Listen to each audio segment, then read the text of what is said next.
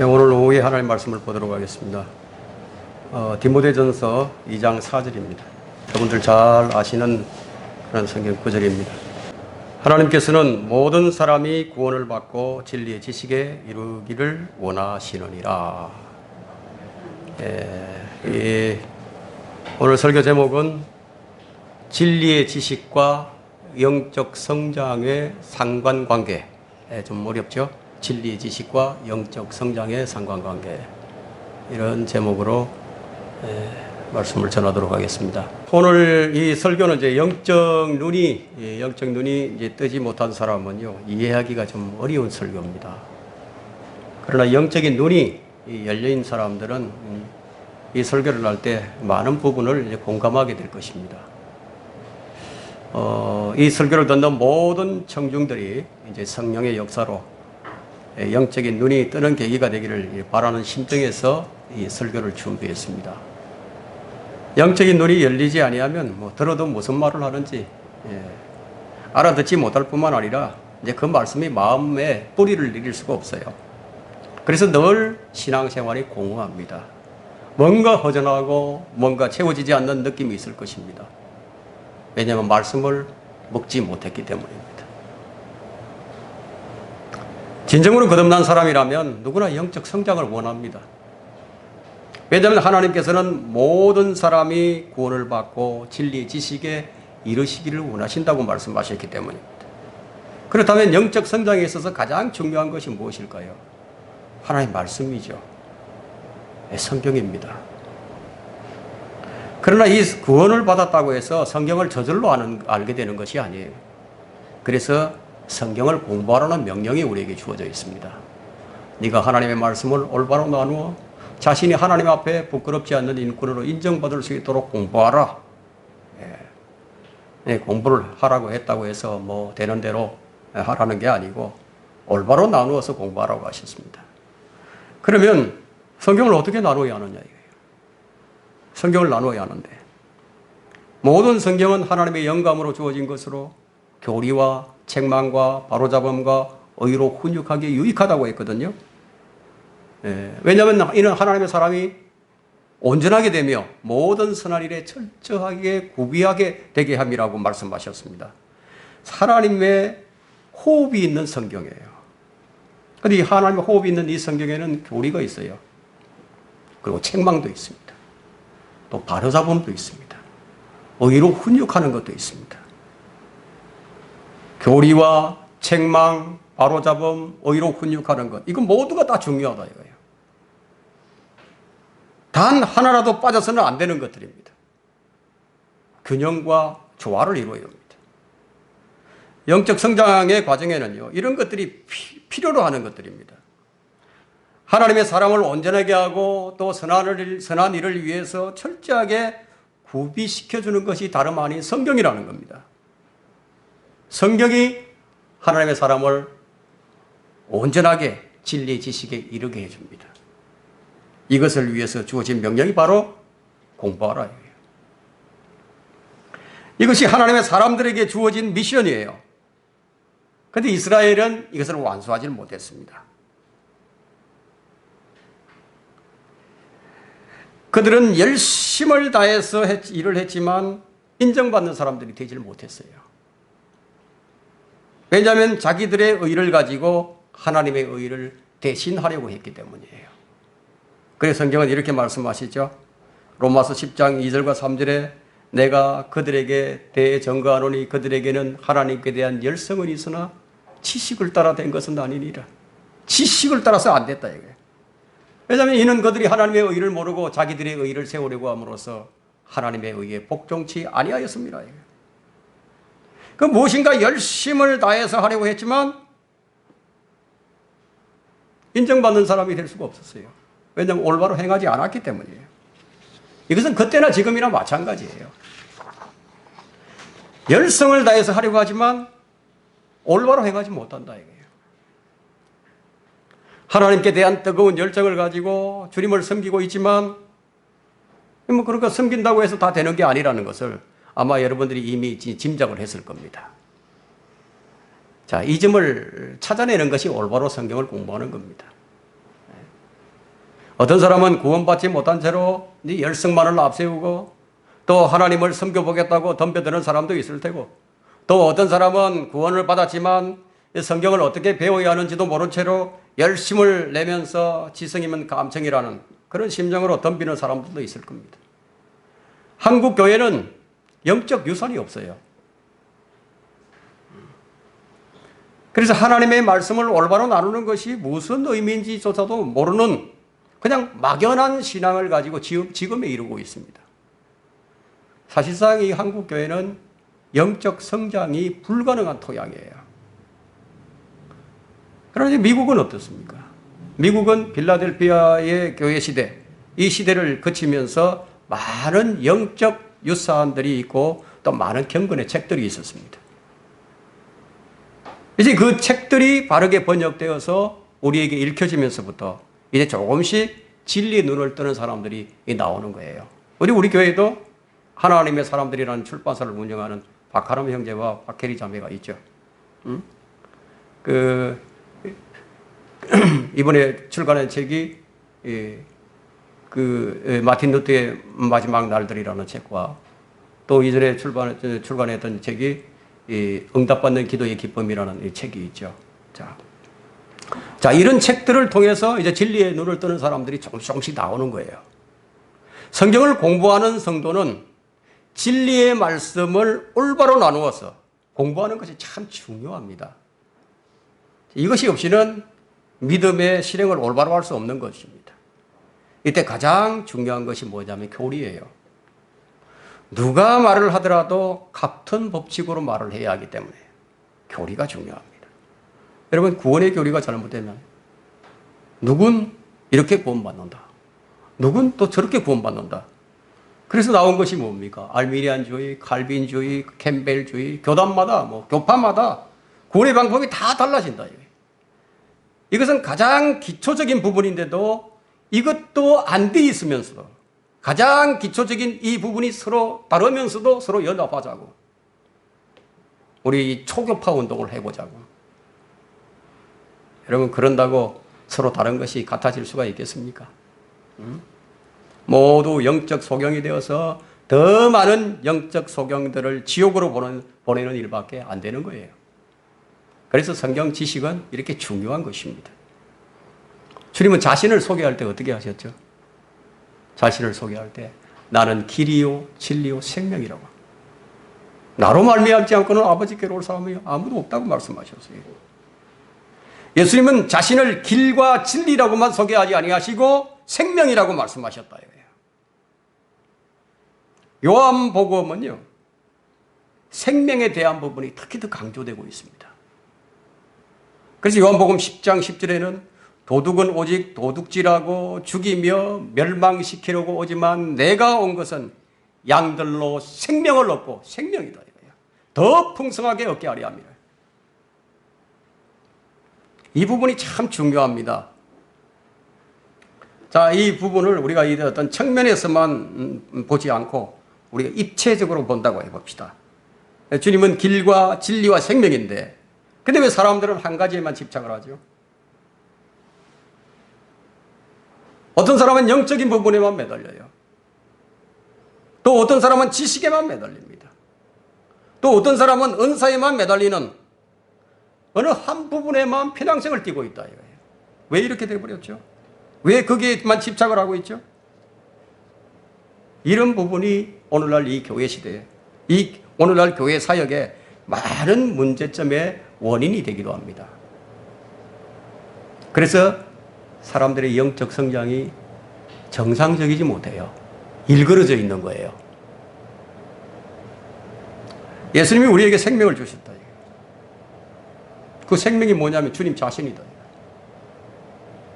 주님이 우리의 생명이 되어 주셨답니다. 자, 우리가 이 부분을 잘 이해해야 합니다. 주님은 우리를 통해서 일을 하시거든요.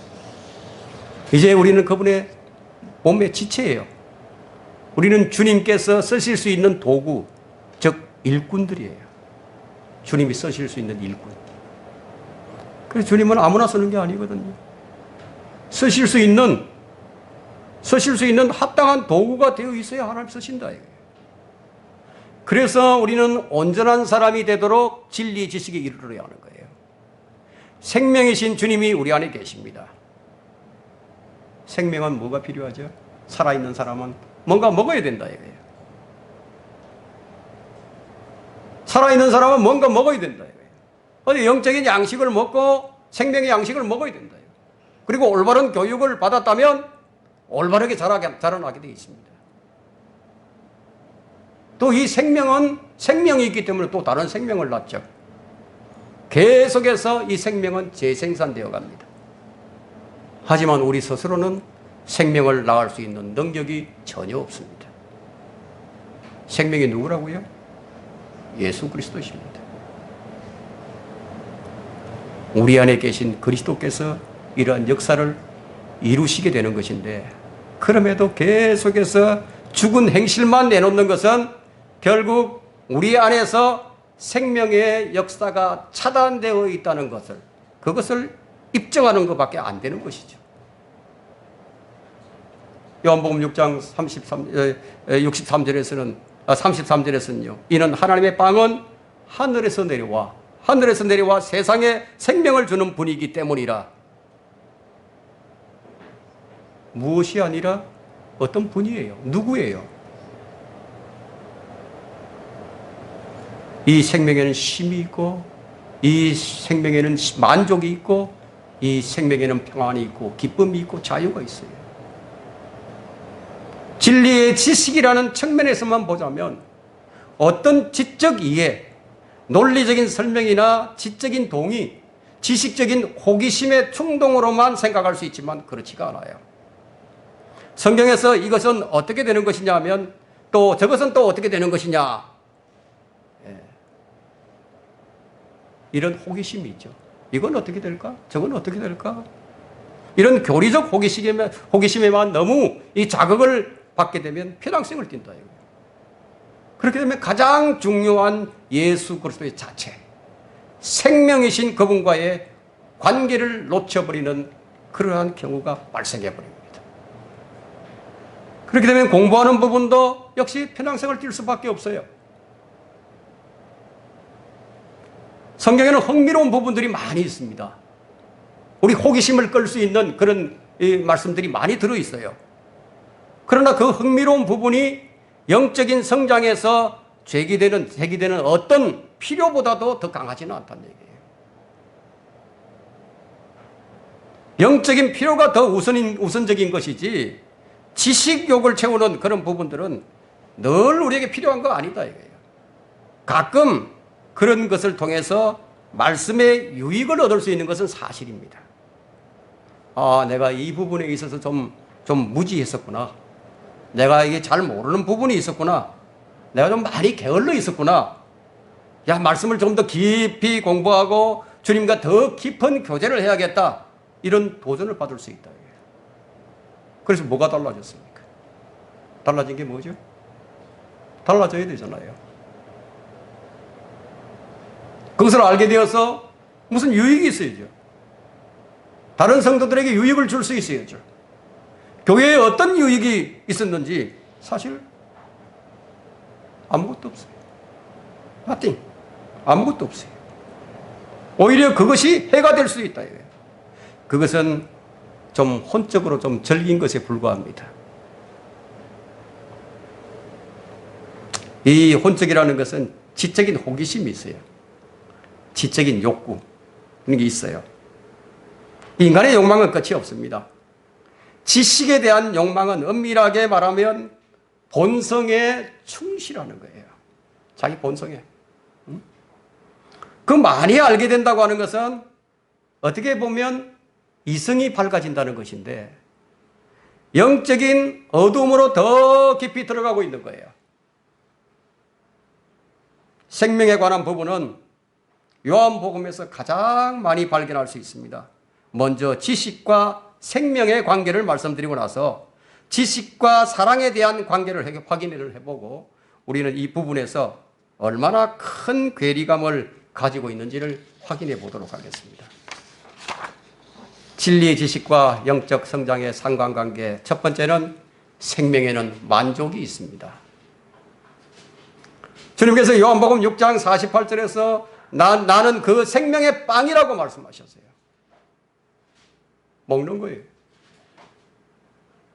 주님이 생명이라는 사실을 마음에 새겨두고 우리가 말씀을 한번 생각해 본다면 요한복음 6장 33절에서요.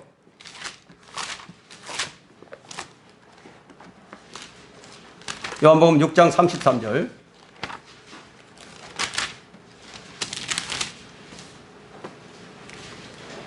이는 하나님의 빵은 하늘에서 내려와 세상에 생명을 주는 분이기 때문이라.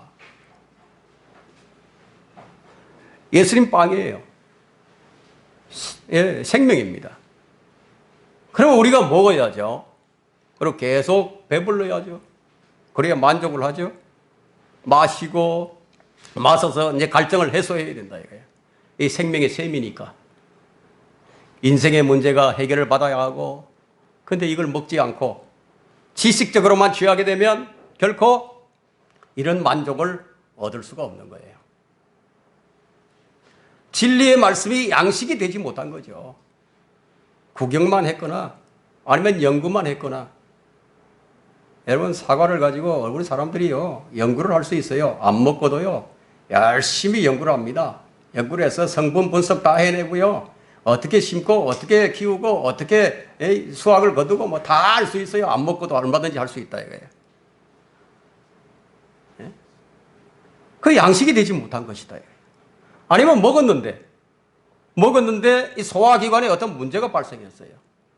소화기관에 문제가 발생하면 만족이 없어요. 오히려 불편합니다. 양은 대책임질을 해서 소화를 시키죠. 여러분, 일반적으로 생각할 때 대책임질 하면은 이 반복적인 공부라고 생각하는데 그거 아니에요. 그렇게 단순하게 생각해서 될 문제가 아닙니다. 심겨진 말씀을 꺼내어서 묵상을 하면서 소화시킨다는 거예요. 왜냐, 하나님의 말씀은 젖이죠. 젖, 사과, 꿀, 고기, 그 음식으로 비유되는데 이런 것들은 잘 먹고 잘 소화를 시켜야 합니다. 소화를 못 시키면 배탈이 나는 거예요. 그러면 거기서 뭐가 나옵니까? 불평과 불만이 나오기 시작하는 겁니다. 소화가 잘 되어야만 성장하는 거예요. 매일 진리의 말씀을 대면하지만 먹지 못하고 구경만 하는 자들을 향해서 성경은 말씀하시기를 이렇게 말씀합니다. 여러분, 히브리서 5장으로 한번 가보세요.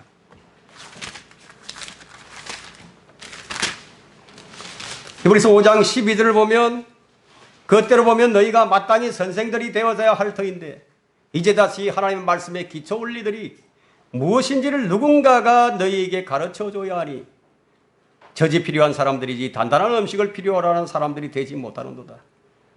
젖을 사용하는 자는 누구나 의의 말씀에 능숙하지 못하나니 이는 그가 악이기 때문이요 단단한 음식은 장성한 사람들의 것이니 그들은 그 말씀을 사용함으로써 감각들을 단련하여 선악을 분별하는 사람들이라 해요.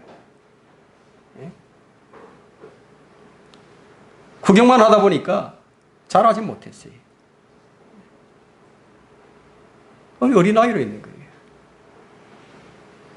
거듭난 성도는 장성한 사람이 되어야 할 분명한 필요가 있고 도전이 있는 것이 분명한 사실입니다. 여러분, 언제까지 젖만 먹고 있을 수는 없죠. 그 장성한 사람으로 자라가야 합니다. 무엇으로? 진리의 지식으로. 그런데 문제는 성경적 지식이 많은 사람이라고 해서 다 영적인 사람이냐? 그렇지 않다는 점입니다. 그렇다고 또한 어린아이라고 해서 다 육신적인 사람이냐? 결코 그렇지 않다는 점입니다. 성경 지식은 많은데 여전히 혼적인 사람이 있어요. 혼적인 사람이 영적인 죄 하는데 잘 분별이 안 됩니다. 평소에는 그냥 영적인 사람으로 보여요. 왜냐하면 그 성경적 지식이 커버해 주기 때문에 잘 몰라요. 영적인 사람으로 보이는 거예요. 그러나 어떤 상황이 발생하게 되면 분노 조절이 안 됩니다. 그 육신적인 성향이 그대로 그냥 표출이 되죠. 그래서 지식만 가지고는 영적인 사람과 육신적인 사람을 판단할 수가 없어요. 자, 이렇게 생명이라는 부분이 있는 거예요. 지식은 아는 것이지만 생명은 먹는 거다 이거예요. 주님이 요한복음 6장 63절에서 살리는 것은 영이니 육은 전혀 무익하니라. 내가 너에게 한 말들은 영이요 생명이라. 많은 지식은 많이 취하는데 잘하지 못하는 이유가 뭘까요? 분명하죠? 먹지 못했어. 아니면 소화를 시키지 못했어. 아니면 배설이 안 됐어. 머리로만 먹고 머리만 커졌어. 여러분, 사람이 거듭날 때요, 죄인이 우리 구주를 영접하고 거듭난다. 그런데 약 38가지가 변화가 일어나는데 그 가운데서 약 몇 가지만 예를 들자면 그리스도의 보혈이요, 뿌려졌습니다. 그리스도의 보혈이 뿌려졌더니 양심이 깨끗해졌어요. 주님께서 우리에게 그리스도로 옷을 입혀주셨어요. 옷을 입혀주시다. 여러분, 에스겔로 한번 가볼까요? 에스겔 16장 14절 한번 펼쳐보십시오.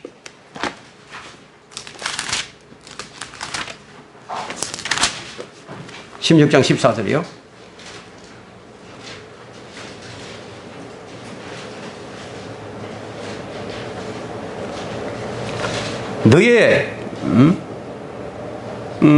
너의 아름다움으로 인하여 네 명성이 이방인 가운데 나갔으니, 이방인 가운데로 나갔으니 이는 내가 네게 입힌 나의 우아함으로 인하여 완전하여졌습니다.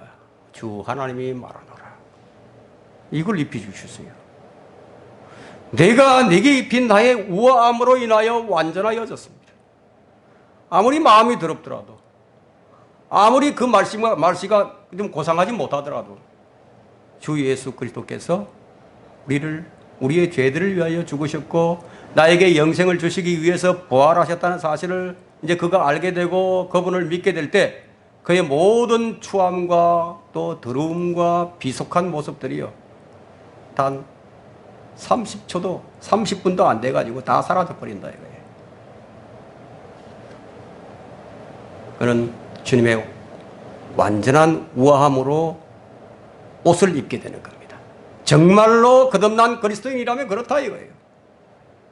아직 어린아이에 불과하지만 영적인 사람이 된 거예요. 그리스도의 옷은 우아하고 완전한 옷입니다. 주님이 우리를 이토록 아름답게 만드셨어요. 이제 그 아름다움을 지니게 된 우리는 또 필연적으로 그리스도의 향기를 솔솔 풍기게 되어 있다 이거예요. 은은하게 풍깁니다. 그 옷을 벗어 던지지 않는 한 그렇게 된다 이거예요. 성도들의 실패가 어디서 나옵니까? 여기서 나와요. 새 옷을 입고 들어온 옷을 계속 입겠다는데 어떡하겠어요? 예? 새 옷을 벗고 들어온 옷을 입는 것 때문에 자꾸 실패가 나온다. 그렇지 않다면은, 그리스도로 옷을 입고 있다면 세상 사람들이 여러분의 그 아름다움을 보고 여러분이 그리스도인인 것을 척 알아볼 겁니다. 또 어떤 사람들은 여러분의 그 아름다움을 보고 질투도 할 것이고요, 또 그것을 부러워하기도 할 것이고요, 그것을 보고 자신들도 하나님의 자녀가 될 수 있는 기회를 갈망하게도 될 겁니다. 그 아름다운 주님의 모습을 지니고 주님의 향기를 발산함으로써 그리스도 안에서 늘 승리하는 삶을 살 수 있는 거예요. 그래서 고린도후서 2장 14절과 15절은 이렇게 말씀하시죠. 항상 우리를 그리스도 안에서 승리하게 하시고 또 어느 곳에서나 우리를 통하여 그분에 관한 지식의 향기를 나타내게 하시는 하나님께 이제 감사하노라. 이는 우리가 구원받은 사람들에게나 멸망하는 사람들에게나 하나님 앞에서는 그리스도의 향기이기 때문이라. 여러분, 그리스도의 신부이기에 아름답고 향기로운 것은 당연하죠. 그리스도의 신부는 자신을 무엇으로 단장을 해야 하죠? 단장을 해야 된다 이거예요. 온유하고 고요한 영으로 단장하는 거예요. 사랑으로 단장해야 하는 거예요. 사랑이라는 부분은 요한일서 4장 7절과 8절에 나옵니다. 사랑하는 자들아 우리가 서로 사랑하자. 이는 사랑이 하나님께 속한 것이기 때문이라. 사랑하는 사람은 누구나 하나님께로 태어났으며 또 하나님을 아느니라. 사랑하지 아니하는 자는 하나님을 알지 못하나니 하나님은 사랑이시기 때문이라. 그런데 진리의 지식을 취하는데 왜 사랑하지 못할까요? 왜 그렇죠? 왜 그럴 것 같습니까? 고린도전서 8장 1절 한번 펼쳐보세요. 다 이유가 있는 거예요. 고린도전서 8장 1절을 보면요. 우상들에게 바쳐진 것들에 관하여 우리 모두에게 지식이 있음을 알거니와 지식을 얘기합니다. 지식은 교만하게 하지만 사랑은 세워주느니라. 지식은 교만하게 하지만 사랑은 세워준다고 했습니다. 지식이 영적으로 숙성되지 못했기 때문에 지식에만 머물고 또 그 지식이 사람을 교만하게 만드는 겁니다. 사랑하지 아니하는 자는 하나님을 알지 못하나니 사랑은 하나님이시기 때문이라고 했는데 또 요한일서 4장 16절에는요. 하나님께서 우리를 향해 가지신 그 사랑을 우리가 알고 또 믿었으니 하나님은 사랑이시라. 사랑 안에 거하는 사람은 하나님 안에 거하고 하나님께서도 그 사람 안에 거하시느니라. 주님은 지식인들에게 말씀을 하셨죠. 그 당시에 지식인들이라면 율법사들, 서기관들, 바리새인들이에요. 그들을 향해서 하신 말씀이 그러나 내가 너희를 아노니 너희 안에는 하나님을 사랑함이 없다는 것이라. 그들이 얼마나 많은 지식을 가졌는데 하나님을 사랑함이 없다. 우리가 이런 말씀을 대할 때 우리 좀 주의 깊게 생각을 해봐야 합니다. 그런데 왜 하나님의 말씀을 받아들였는데 왜 서로 사랑하지 못하는 거예요? 왜 하나님의 사랑이 그 사랑 안에 그 사람 안에 풍성하게 거하지 못하느냐 이거예요. 여러 가지 이유가 있겠죠. 구원받지 못해서 하나님의 사랑이 그 안에 머물지 않으니까 그럴 수도 있는 것이고요. 아니면 또 다른 이유를 찾는다면 요한일서 2장 15절을 찾아보면 되겠죠. 세상도 세상에 있는 것들로 사랑하지 말라 이거예요. 하나님의 사랑 예수 그리스도죠. 하나님의 사랑인 예수 그리스도를 받아들였는데 그런데 그 사랑이 그 사람 안에서 온전하게 역사하지 못하는 것은 그가 스스로 지혜 있는 채 하거나 세상을 사랑하거나 아니 이기적인 사람이기 때문이에요. 이렇게 하나님의 말씀을 지식적으로만 대하게 되면 많은 문제점들이 생겨나게 됩니다. 우리는 그런 것들을 많이 보아왔죠. 이제 그런 것들을 보는 거예요. 진리의 지식과 영적 성장의 상관관계 두 번째는 진리의 지식은 사랑으로서 완성이 되어야 합니다. 사랑이 없으면 아무 유익이 없다고 했어요. 고린도전서 13장을 한번 펼쳐보십시다.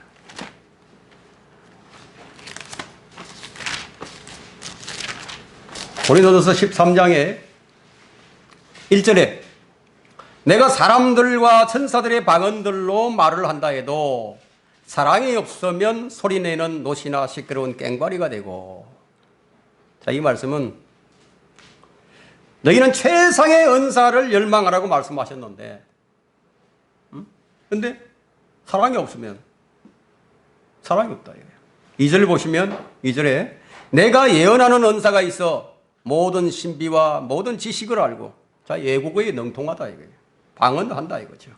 예언하는 은사가 있다. 말씀도 잘 가르치고 말씀도 다 잘 전해요.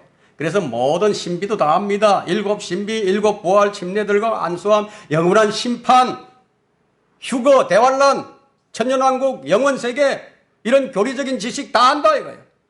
성경의 모든 지식을 다 알고 산을 옮길 만한 믿음이 있어도 사랑이 없으면 그럼에도 사랑이 없으면 뭘 얘기합니까? 지식적으로만 취해버린 거예요. 그래서 사도 바울은 나는 아무것도 아니라고.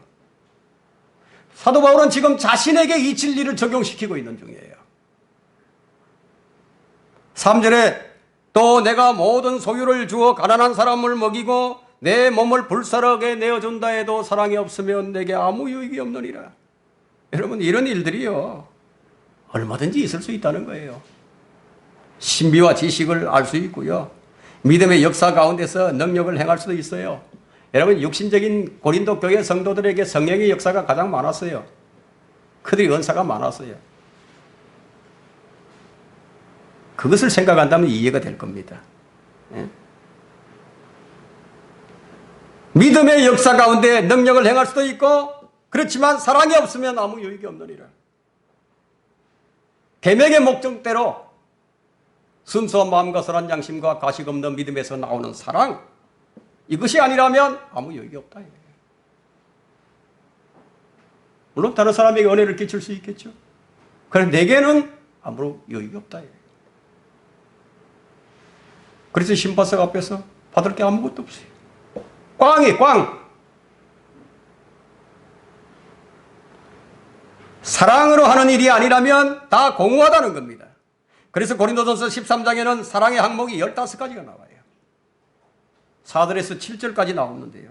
사랑은 오래 참고 친절하며, 사랑은 시기하지 아니하고, 사랑은 자랑하지 아니하고, 교만하지 아니하며, 무례히 행치 아니하고, 자신의 유익을 추구하지 아니하고, 급히 성내지 아니하며, 악을 생각지 아니하고, 불의를 기뻐하지 아니하며, 진리를 기뻐하고, 모든 것을 참으며, 모든 것을 믿고, 모든 것을 바라며, 모든 것을 견디느니라. 15가지. 이것이 하나님의 사랑이에요. 높은 지식이, 이 성경적 지식이 사랑으로 연결되지 아니하면 자기 변명이나 들어요. 자기 변호만 하는 거예요. 자신을 영성으로 포장을 하게 되죠. 그래서 높은 지식은 다른 사람들을 판단하는 거예요. 그래서 다른 사람을 자꾸만 넘겨뜨리죠. 실족하게 만듭니다. 높은 지식은 다른 사람을 판단만 하고 사랑이 없는 것인 줄, 사랑이 없이 하는 것인 줄 전혀 알지 못한다 이거예요. 자신이 잘하고 있는 줄 아는 거죠. 지식은 전심전력하여 쌓아야 하는 8가지 중에요, 3번째 단계에 속하는 겁니다. 여러분, 베드로후서 1장 5절을 펼쳐보세요. 오전에 제가 이 집에 가서 한번 읽어보라고 그랬죠.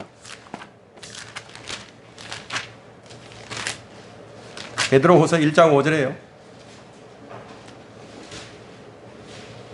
이뿐만 아니라, 자, 이뿐만 아니라 너희가 더욱 전심전력하여 너희 믿음의 덕의 지식의 절제를, 3번째죠. 3번째예요. 절제의 인내를, 인내의 경건을, 경건의 형제의 우애를, 형제의 우애의 사랑을 더하라 이거예요.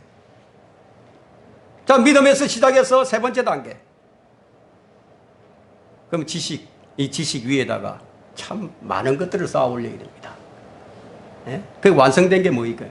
완성되면, 제일 마지막에 완성되면 사랑이다 이거예요. 자, 그렇지 아니하면 교만해서 판단만 한다 이거예요. 정죄만 하는 거예요. 여러분, 성령의 열매도 마찬가지예요. 성경의 어떤 부분을 보더라도, 자, 이건 너무나 분명한 것인데, 자, 이 부분에 있어서 관가하는 것은 뭐죠? 눈이 가려져 있기 때문에. 그래서 이 설교자는 이런 부분을 자꾸 터치해 주는 거예요. 이 눈을 뜨라고. 눈을 떠서 똑바로 직시하라 이거예요. 무엇이 중요한 것인지 잘 바라보라는 거예요.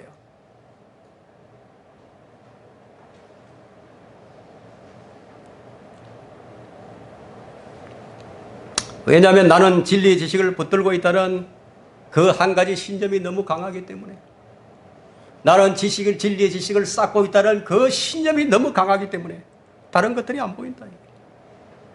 최고의 진리의 지식을 소유한 바울은 뭐라고 얘기합니까? 여러분, 빌립보서로 한번 가보세요.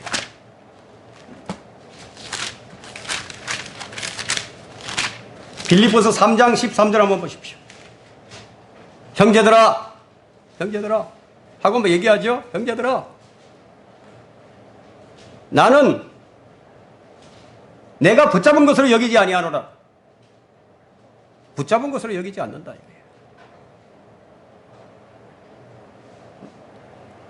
그리고 로마서 13장 8절에는 거기다 빌립보서 3장을 손에 꼽아 놓으시고 또 찾아볼 수도 있을 겁니다.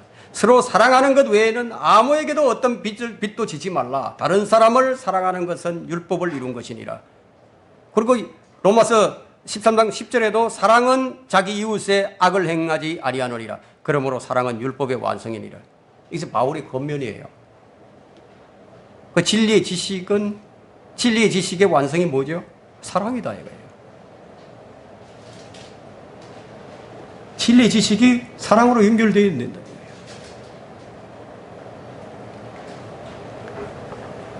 율법은 사랑을 통해서 이제 완성이 됐는데요. 이것이 바울의 권면인데, 진리의 지식의 완성은 사랑인데, 자, 그리스도께서 자신의 생명을 죄인들을 위해서 내어 주심으로써 율법을 완성하셨죠. 그리고 확정시키셨습니다. 그 완성된 사랑을 우리에게 풍성히 부어주셨어요. 그것은 우리가 그 사랑으로 주님 가신 그 길을 따라가게 하기 위해서예요. 여러분, 그거 안 주시면요, 우리 못 따라갑니다. 우리 주님 못 따라가요. 노력해도 안 되는 거예요. 주님 그 주신 것을 가지고 하는 거예요.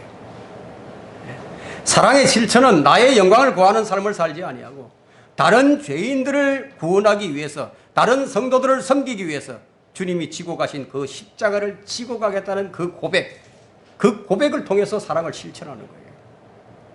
그래서 십자가 없는 사랑은 엉터리입니다. 엉터리예요. 성경은 최고의 가치를 지금 사랑으로 말씀하십니다. 지금 인간의 그 로맨스나 휴머니즘을 얘기하고 있는 게 아닙니다.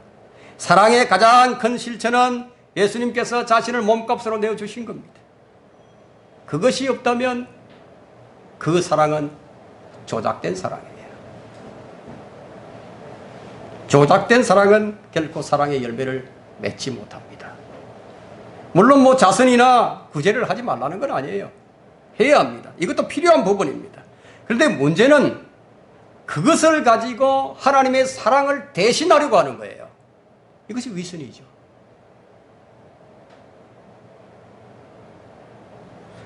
이와 마찬가지로 하나님의 바른 말씀을 가지고 그것을 추구하고 있다는 것이 완성이 아니라 시작인데 그것을 궁극적인 추구와 완성으로 보았기 때문에 진리의 지식을 영적 성장으로 연결시키지를 못하는 거예요.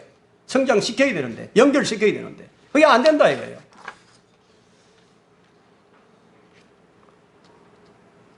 주님이 요한복음 14장 21절에서 뭐라고 말씀하셨습니까?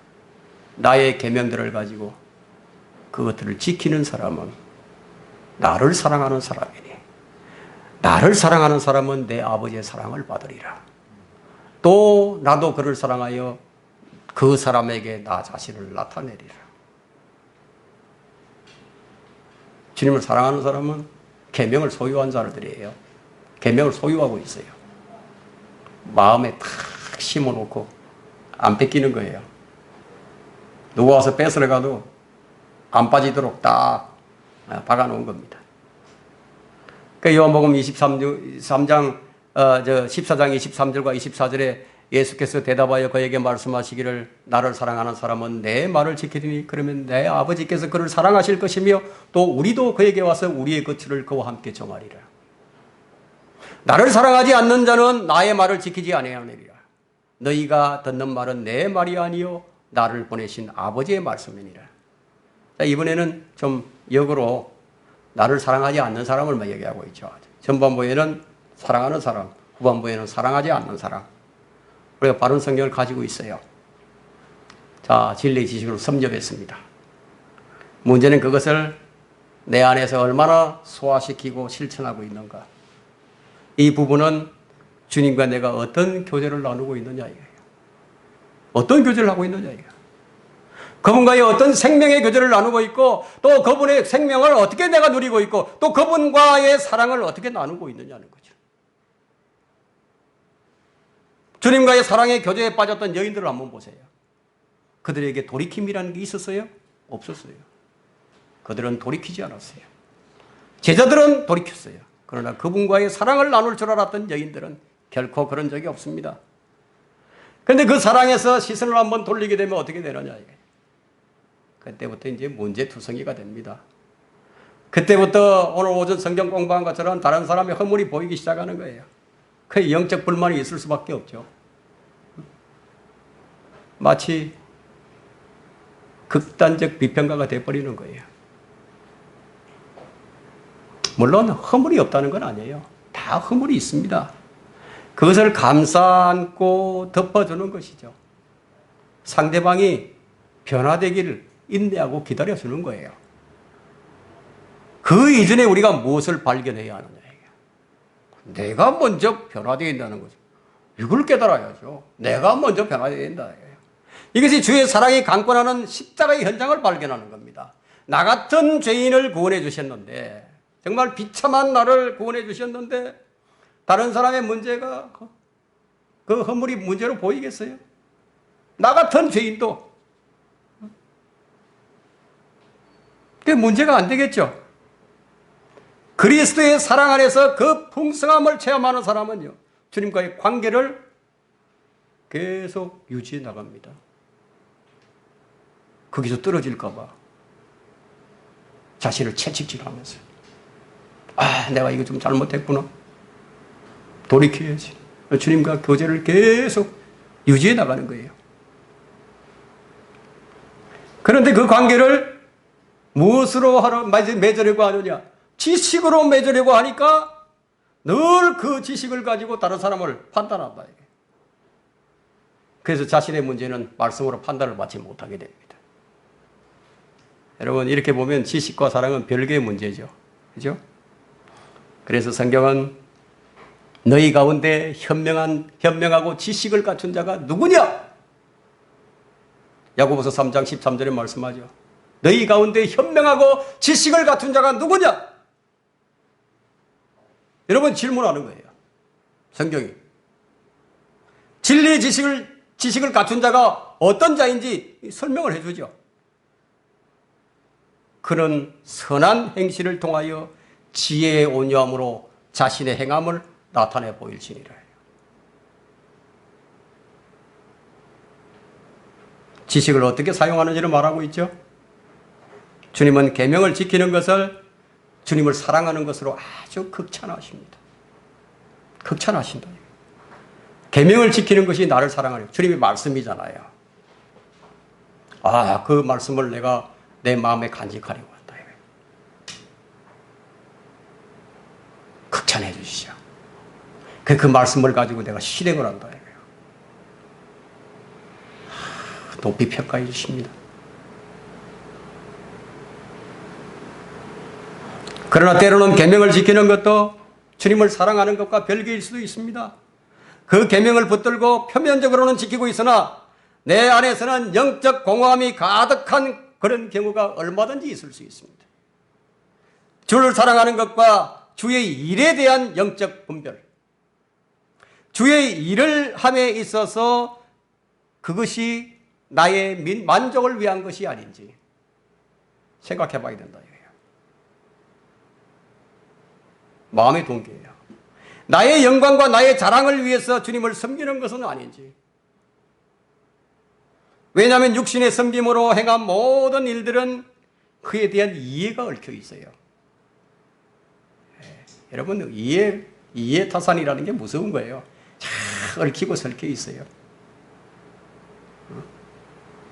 그래서 사람들의 인정과 칭찬을 기대하게 되고, 그렇지 않으면 나중에 어떤 소리가 나옵니까? 나중에 억울한 소리가 나오는 거예요. 진리의 지식과 영적 성장의 상관관계. 세 번째는 진리의 지식의 목적은 하나님의 사람이 온전하게 되는 거예요. 그리스도의 충만하심의 장성한 분량에 이르는 거지. 달리 말하면 하나님의 온전한 사람, 그리스도의 온전한 인격으로, 이것이 우리 신앙의 과제예요. 인격. 주님과 우리 이 하나 되면 인격 대 인격이잖아요. 우리도 인격체예요. 사람도 인격체예요. 경건의 모양과 경건의 능력 모두 갖추는 거예요. 이것이 기록된 성경의 목적이에요. 우리는 몸, 혼, 영이 있습니다. 이 몸, 혼, 영, 이 세 가지를 가지고 주님 섬겨야 합니다. 균형과 조화. 여러분, 몸이 아프고 몸이 병들면요, 일을 못 하잖아요. 그렇게 되면 뭘 하죠? 몸으로는 못 섬기게 되죠. 그러면 영으로만 섬긴다. 혼으로만 섬긴다.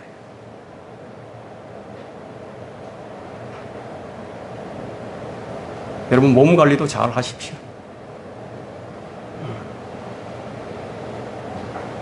모든 성경은 하나님의 영감으로 기록된 것으로 교리와 책망과 바로잡음과 의로 훈육하기에 유익하니 이는 하나님의 사람이 온전하게 되며 모든 선한 일에 철저하게 구비되게 하려 함이니라.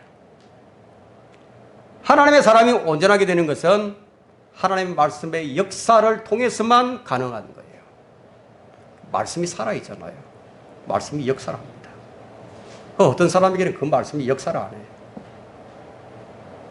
어떤 사람이 역사를 하는데. 근데 성경이 주어진 1차적인 목적이 교리예요. 그러나 그 한 가지만 있는 게 아니에요. 책망과 바로잡음과 의로 훈육이 있죠.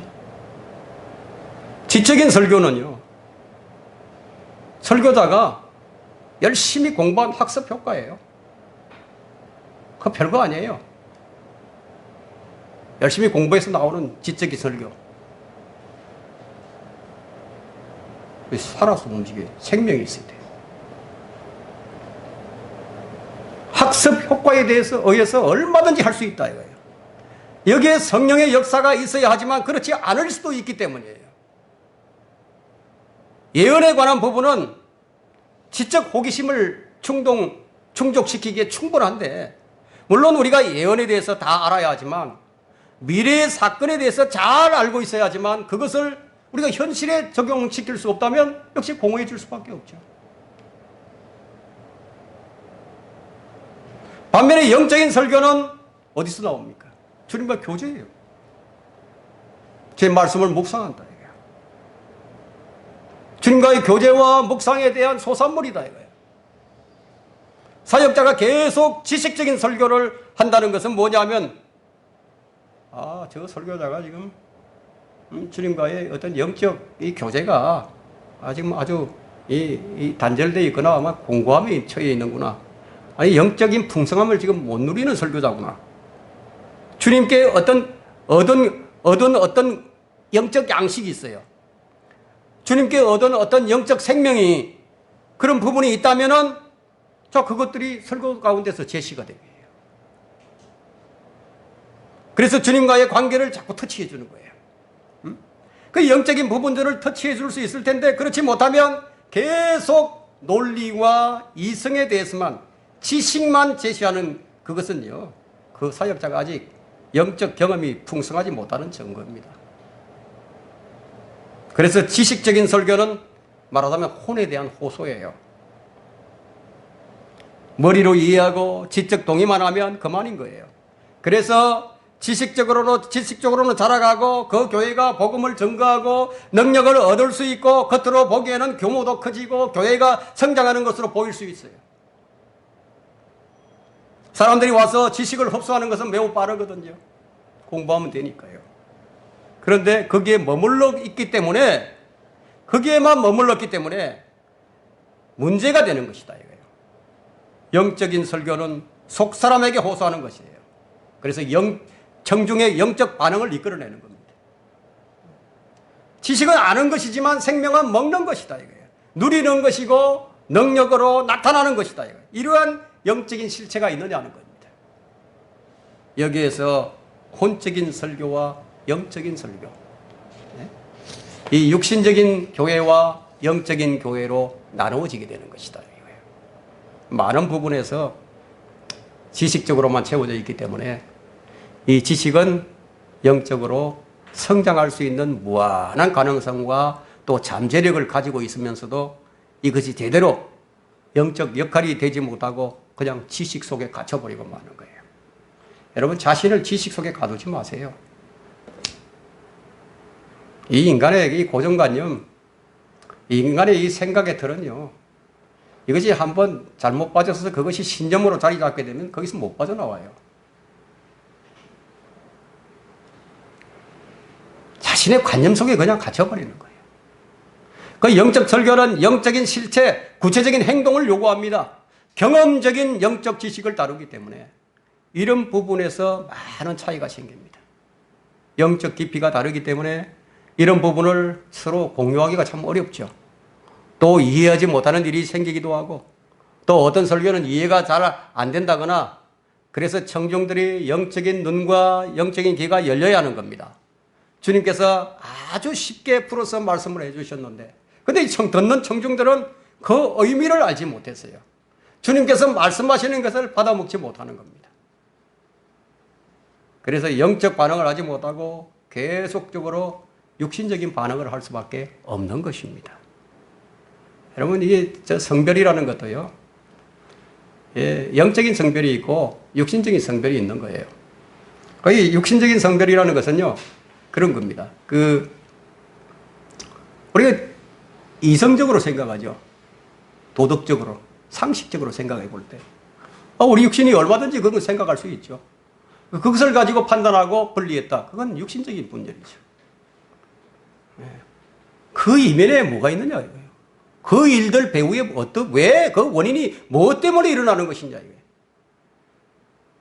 그걸 분별해야죠. 영적인 안목으로 보는 거죠.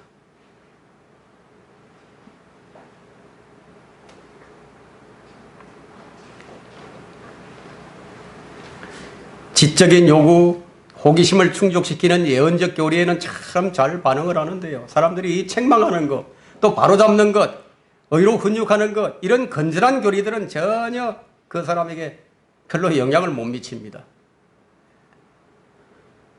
그것들이 자기 찌르거든요. 자신을 찔러요. 책망하죠. 잘못된 거 바로잡으려고 하죠. 그냥 전부 잘못된 거 그냥 의로 훈육해서 바로잡으려고 하죠. 아주 싫어요. 그래서 사람들이 좀 싫어합니다. 그 원인은 지식적으로만 말씀을 대하기 때문에. 하나님의 말씀을 전파하라. 때를 얻든지 못 얻든지 전파하라. 모든 오래 참음과 교리로 견책하고 책망하고 권고하라. 자, 디모데후서 4장 2절 말씀인데, 자, 우리의 콘텐츠가 뭡니까? 우리의 콘텐츠는 성경에 하나님 말씀이에요. 수단은 뭡니까? 전파, 가르침이에요.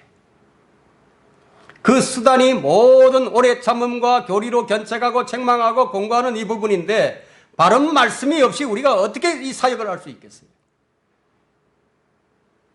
바른 성경이 없이 어떻게 우리가 진리를 제시할 수 있고, 서로 간에 문제가 생겼을 때 어떻게 판단하고 확정할 수 있겠어요?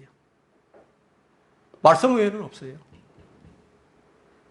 이 모든 것이 회중들을 온전한 사람으로 세우는 데 필요한 수단입니다.